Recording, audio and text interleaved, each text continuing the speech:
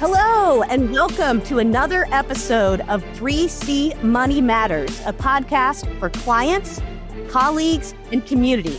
I'm Alice Zalman from the 3C Group of Baird, and joining me today as team co-hosts are my very esteemed colleagues, Dan Matthews and Colleen Curry. Dan, Colleen, how are you guys this morning? Doing great. Fabulous. Happy to be here. Thank you, Alice.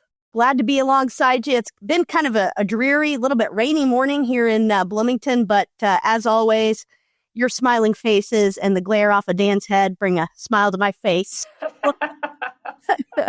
I'm just kidding, Danimal.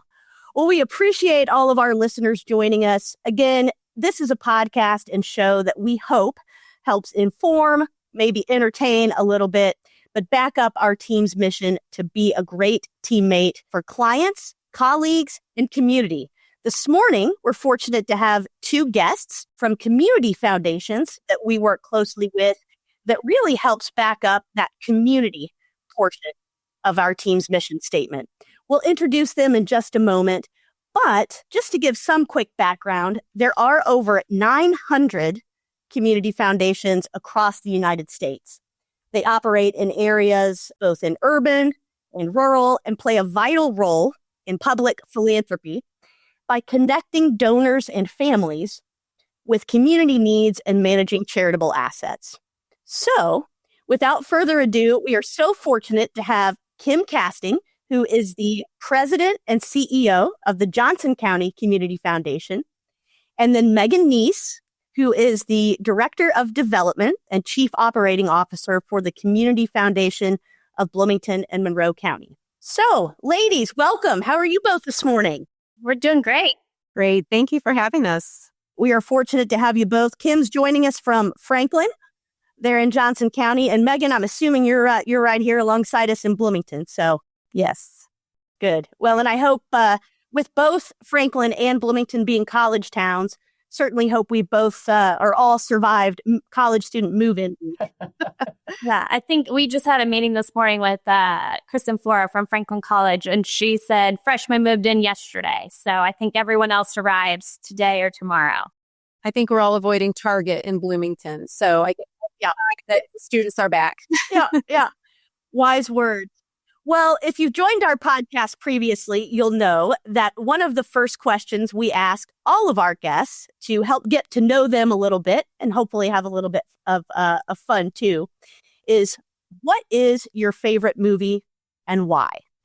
Beyond that, the challenge for us as team hosts is to then try and work in quotes from that movie, or in this case, those movies, naturally throughout the episode. So let's go ahead and get into it. Megan, I'll start with you. What is your favorite movie and why? Well, I have a few, but if I had to pick one for this, it's The Princess Bride. I just think it's so witty, and there's a lot of great little one-liners and throughout the whole movie, so it makes for a great quotable one to reference with people. So I'm a huge fan. I read the book that Carrie wrote, Carrie Ells, who plays her love. And it was, anyway, I love all the behind the scenes from the movie too. So it's great. Should we call you Princess Buttercup throughout the podcast today? Yes, please. With the princess, I need to be the title. Thank you. Megan, I don't mean to pry, but you don't by chance happen to have 6 fingers on your right hand? You do not. So I think I should be safe, right? There should be. But if you find a way to work in the ROUSs into this podcast, I'm going to. Rodents of unusual size. Yes. Very good. Very good. All right. Kim, what about you? What's your favorite movie and why? Yeah, so I'm actually embarrassed to say that I've never actually watched The Princess Bride. So now I feel obligated to go home and watch that. So that is on the agenda now for this weekend. But my favorite movie, I think, and it just comes down to nostalgia, is Grease.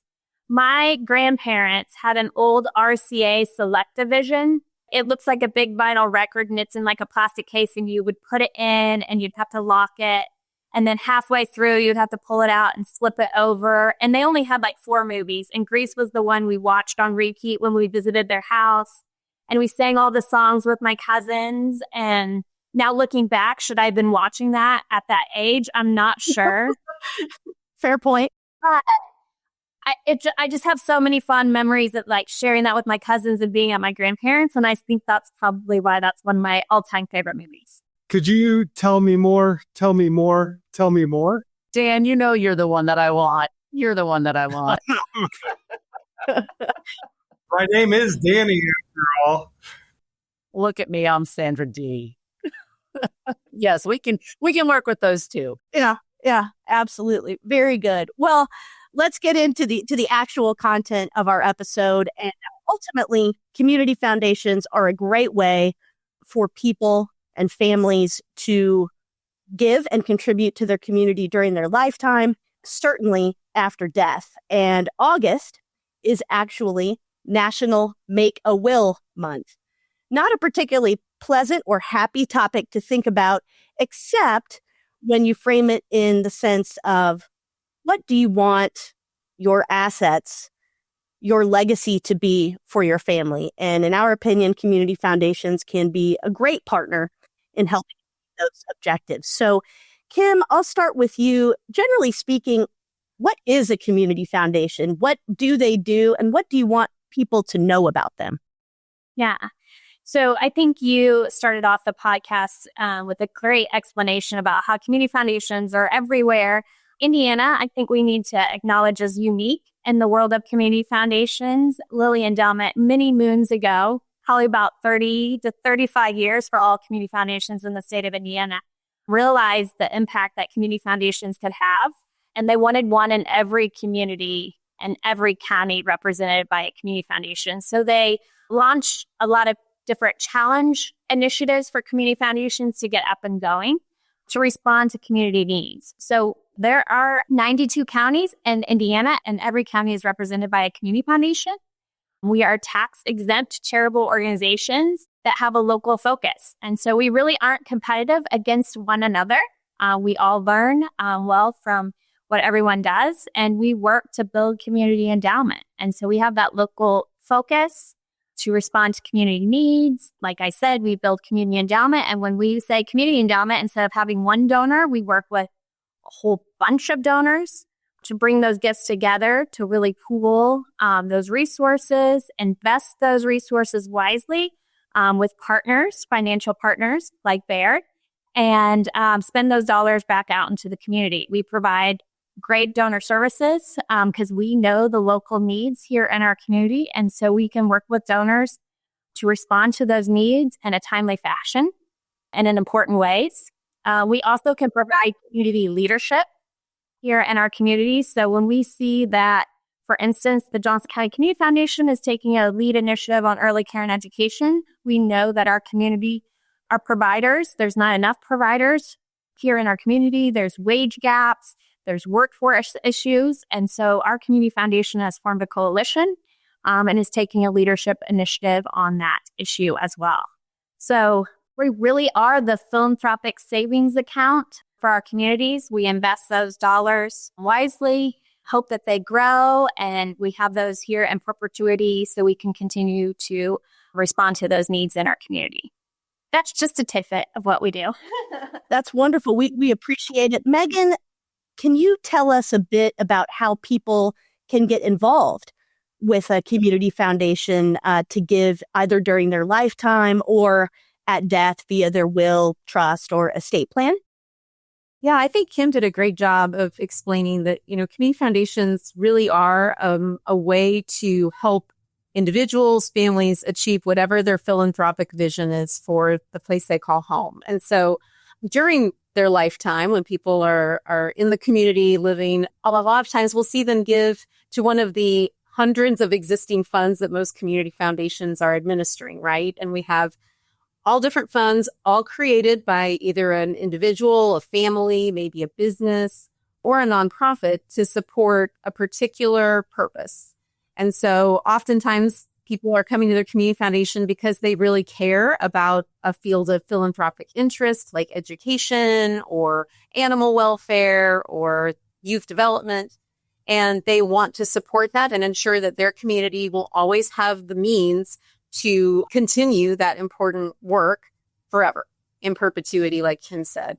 Some might choose to open a donor advised fund, which functions like a charitable checkbook really for a family as they're thinking about their ongoing giving during their lifetime. So that's a primary way that we see people coming to a community foundation for their lifetime giving. But in terms of estate giving, and like you're talking about with Make a Will Month, community foundations also are a great vehicle for when people are thinking about their legacy giving, which for most of us will be the most significant gift that we give. It comes at the end of our lifetime, right? And so most people, not all, but most that I talk to, when they're thinking about that significant legacy gift, they want it to be something that isn't spent down in 6 months. They don't want that lifetime of accumulated hard work and care to necessarily be all gone in 1 year. And so the idea of an endowment that perpetually provides support for whatever that charitable cause is forever is a really great option when people are thinking about how do I want that a true legacy gift I make to endure. And so I think with planned giving, with estate giving, a community foundation is a great option for that. And additionally, foundations are generally able to accept more complex assets that, you know, your local nonprofit may or may not be able to do, right? They're trying to do the good work every day, boots on the ground. But, you know, if someone has business interests or real estate, some of those things can be just a little more complicated. And a community foundation is meant to be a resource to be able to work alongside professional advisors like Baird to structure those charitable gifts and realize those in an effective way when someone's ready to make that legacy gift. Colleen, I know you're actively involved as a board member of the Community Foundation of Bloomington and Monroe County. Can you talk a little bit about your work with your clients or our team's clients and where you have found a community foundation to be a great resource in helping that family create and continue a legacy? Just a couple of examples that stand out to you. Yes, absolutely. Thank you. And I am a proud board member of the Community Foundation alongside of Megan. And I think as a part of our team and our financial planning tenets, we believe in financial planning, you know, tax planning, and then that estate planning piece. So we're constantly addressing that in terms of with our clients and where their legacy may lie and how we can incorporate that with the tax efficient status, whether it's planned giving through estate plans and or while they're living. And so many times clients have either chosen to open a donor advised fund at the Community Foundation where they're then directing and or working with their own children to create that legacy. But many times when clients are philanthropic and they want to name a specific charity at end of life, but they want to make sure that they leave a longer lasting impression on the community, that's a great opportunity for me to reach out to the Community Foundation and bring them into the conversation. Another specific example would be if they have a very specific area of focus that they want to support, but they don't maybe know what entity to name. Allowing the Community Foundation that flexibility to continue to monitor that over that legacy and lifetime allows that client and that to really create a longer lasting financial legacy within the community, whether it's a special interest or even into the general purpose fund for the Community Foundation. And that empowers the Community Foundation then to really address the main concerns of the community at that time, which maybe we can't predict, but a client wants to make sure that they can create that lasting legacy as they go along. So, for example, Inigo Montoya spent all those years looking for the six-fingered man who killed his father, trying to track him down. So in theory, could Inigo Montoya have come to a community foundation to create a special purpose fund, the Montoya Family Fund, to pull resources to find the six-fingered man and avenge his father? Is that kind of the idea? Does the IRS consider that charitable? I don't know. Inconceivable, Alice. Inconceivable. Inconceivable. But it really doesn't matter if you win or lose. It's what you do with your dancing shoes. I'm telling you. So that was Grease. I had to get one in. Well, I think that does bring up a good point. And I know one thing that our team believes is very unique about giving via a community foundation is the ability to give to either a general fund or a special interest family named fund. Kim, I'll start with you, and then I'm sure Megan can expand as well. But Kim, can you tell us a little bit more about giving to a general fund versus a special interest, special purpose family fund? Yeah. Like you said, community foundations are special in the aspect that we have a huge pool of options for our donors. So they can give general and they can give designated. The great thing about those donors that are philanthropically minded and want to support the community, but maybe don't really know all the interest or what's out there, they can give to the general fund at the community foundation. These are dollars that are given and they're flexible and responsive for the community foundation to utilize for those current needs, those ever-changing needs. You don't know what they are, especially in the economic world that we live in now. So those are those dollars that the community foundation really can utilize on an annual basis to respond to those important needs. It's also, a community impact multiplier. So like you give a little here and they give a little here, and it adds up to be a big pot of money that we usually can utilize to respond to those needs. And I really do consider all the community foundations the local experts in the needs in their community, because we work with so many of our nonprofit partners. We really know what they need at any given year. Some years it's just operational dollars, and some years it's programming dollars, and sometimes it's those state funded dollars that have been cut. And so we can really utilize those general fund dollars to really respond the best to those needs. So I think that's the joy of giving to the general fund at the community foundation. And if you have that trust with your local community foundation, I really do feel that that's the best way to give. And then those dollars, as that endowment continues to build, your unrestricted endowment at your community foundation, you're able to continue to respond to those needs forever. Designated funds are also, that's the joy of a community foundation too. I know I want to support my fur babies beyond my lifetime because I loved them and blah, blah, blah, blah, So you want to name a fund for the Humane Society of your community because you just love the work that they do.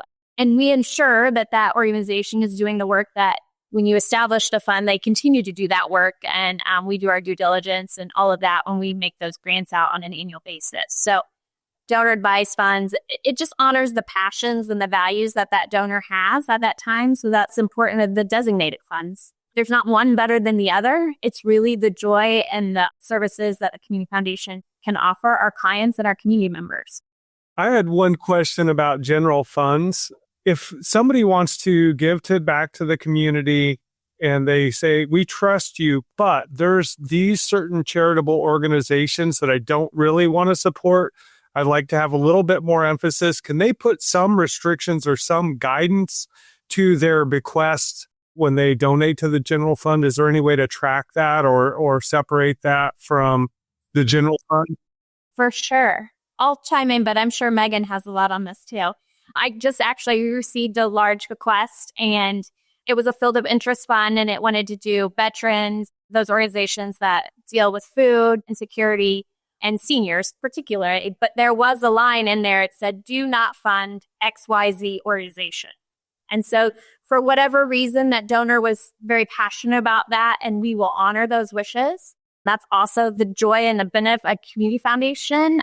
We can do those things to make sure that their charitable wishes are met, and we honor those beyond their lifetime.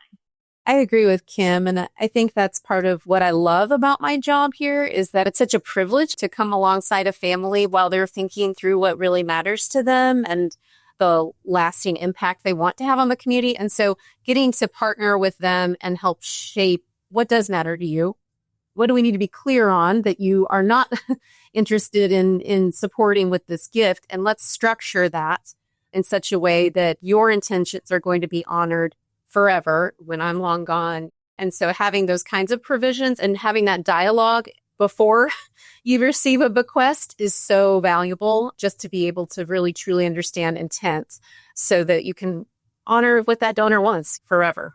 So basically a family comes to you, outlines their goals and objectives, and you do your best to say, as Wesley says to Buttercup, as you wish. That is exactly right. Gosh, Kim, I'm sorry. We're not doing so great on the Grease quotes, but we're trying. Okay. A couple of other things, and Colleen, perhaps you can expand on this as well, but that I think are important as people think about their giving again during life or at death. I know when most people give charitably, they're not doing so just for the tax advantages. They're doing it because they care or they want to create a legacy and an impact. But Colleen, particularly during life, can you talk about some of the ways qualified charitable distributions and so forth that we often see clients giving in a tax efficient manner to charities, community foundations, and otherwise? Absolutely. I would say the qualified charitable distribution is very powerful for clients. That particularly allows them to give out of their required minimum distributions directly from their IRA, and thereby not accepting the taxable income of that gift that year. Also, donor advice funds are very powerful for them, and bunching, utilizing that bunching strategy to gift higher in that specific tax year to get the higher tax benefit to create the donor advice fund, of which then becomes their own sort of endowment, right? That they can then invest and then utilize charitable gifting out of to support the local causes that's important specifically to their family. So those are, I think, the two most common ways. Many times often we'll all see legacy, low basis stock, high capital gain stock that clients might have, or a high concentration in a stock. That's another great way that they can avoid paying capital gains on that asset and gift that to a community foundation to also achieve their goals. Wonderful. Instead of spending their summer days drifting away on those summer nights, they can be very, very efficient. But those summer nights. I didn't try to sing that because that would have been terrible. I did want to ask if you would recommend that people send their QCD to the community. Oh, wait, I'll stop writing it. I mean it. Does anybody want to peel it? That is a Princess Bride quote. That is a Princess Bride quote. From the great Andre the Giant. I had to get Andre the Giant in there. Well, Kim and Megan, we want to thank you both sincerely for taking some time to join us this morning, helping us learn a bit about community foundations and how people can ultimately create a lasting legacy and impact. So thank you very much. For our listeners, thank you so much for joining us. Certainly, if you have any questions about community foundations, as there's likely one in your area, please don't hesitate to let our team know. But thank you so much for joining us for 3C Money Matters. You can find this episode and other episodes on Apple, Spotify, YouTube, or wherever you get your podcasts. Thank you very much, and we'll see you next time. This broadcast contains the current opinions of the host and are subject to change. The broadcast is provided for informational purposes only. It is not a complete analysis of every material fact regarding any company, industry, or security and should not be considered investment advice or recommendations. Investors should obtain professional advice before making investment decisions. The information has been obtained from sources considered reliable, but its accuracy is not guaranteed. Past performance is not indicative of future results, and diversification does not ensure a profit or protect against loss. All investments carry some level of risk, including loss of principal. Baird is not a legal or tax services provider, and you are strongly encouraged to seek the advice of the appropriate professional advisors before taking any action. Investors should consider the investment objectives, risks, charges, and expenses of a fund carefully before investing. This and other information is found in the prospectus and summary prospectus. For a prospectus, please contact your financial professional and read it carefully before investing. This broadcast may not be reproduced without express permission of Robert W. Baird & Company Incorporated, member SIPC.